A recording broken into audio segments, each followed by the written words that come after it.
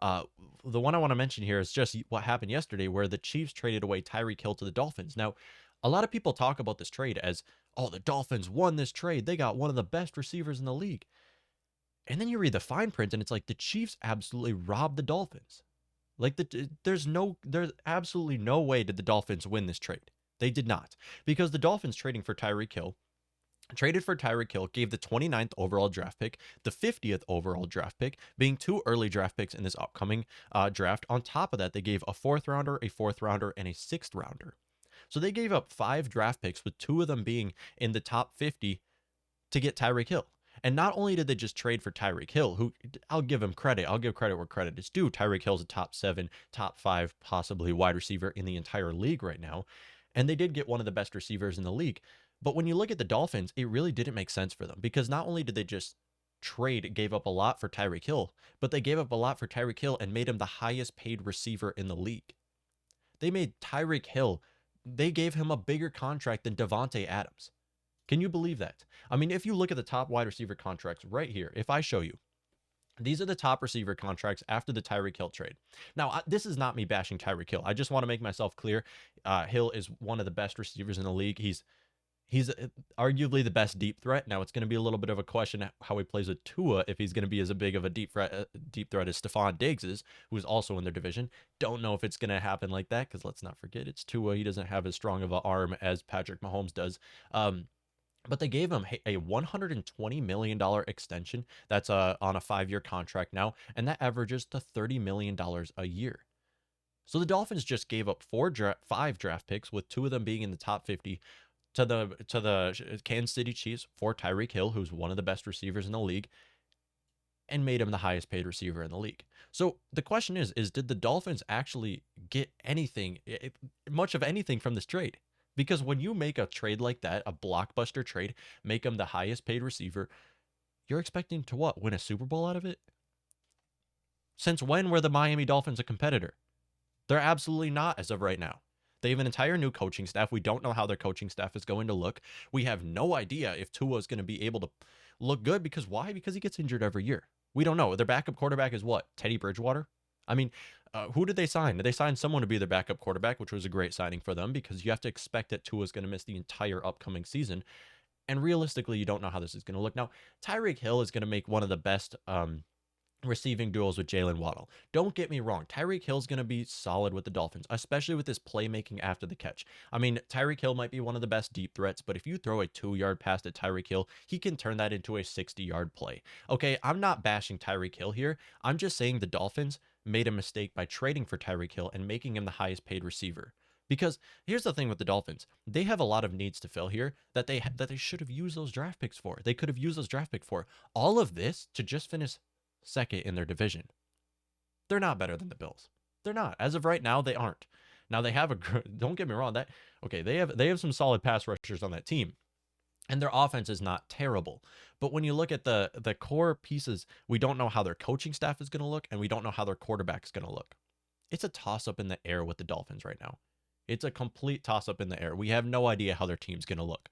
And them adding Tyreek Hill is going to obviously, like I said, Tyreek Hill's amazing. I'm not bashing Tyreek Hill. I'm just saying the Dolphins did not win this trade. I see a lot of people on Twitter, a lot of people on Instagram talking about how great it was for the Dolphins. And then you look at them now and they just spent all of their money on one player who's not a quarterback, who's going to probably not be the entire difference maker between them winning their division, winning their conference, and missing the playoffs. I do believe the Dolphins will make the playoffs this next season. I think they're going to finish second in their division behind the Bills and will likely make the playoffs, maybe one and done.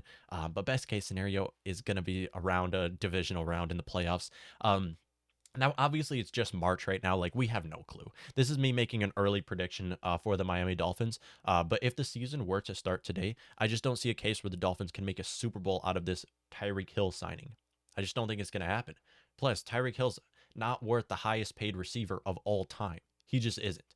He's not the best receiver in the league. Davante Adams, he shouldn't have got a higher contract than Davante Adams, and shouldn't have got a higher contract than DeAndre Hopkins. Now, I feel like this is an objective statement right here. This is not me trying to be like biased. This is not me trying to like my personal opinion. I just don't think Tyreek Hill's not better than Devontae Adams. I mean, you can argue better than DeAndre Hopkins, but he still shouldn't be making more than $25 million a year. He's a wide receiver. He shouldn't be making that much. Now he's going to make a great wide receiver duo with obviously with Jalen Waddle. Now you look at the Chiefs situation, and it's a little bit different where the Chiefs are in such a good position. They're in such a good position. If you look on here, we'll head on over here. The Chiefs have a lot of spending now. Yeah, the Chiefs, who have some of the highest paid contracts, being Patrick Mahomes, Chris Jones, Orlando Brown, Frank Clark, and Travis Kelce. These contracts are massive. You can throw Joe Thuney in the mix as well. They have some of the highest paid contracts in the league and have this much spending to use. They're probably going to use that spending on defense. I'd expect them to use it into the secondary. They obviously might bring Tyrann Mathieu back. They have that decision if he wants to play there. They also can bring in Julio Jones. They can bring in some of these corners.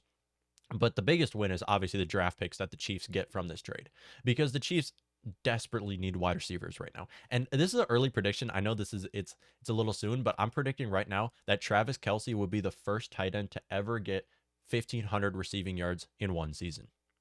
I'm making this prediction on March 24th of 2022. I'm making this prediction today that Travis Kelce would be the first tight end ever to rack up over 1,500 receiving yards in one season. And I believe that's going to happen right now with them getting rid of Tyreek Hill as of yesterday. So it's Patrick Mahomes.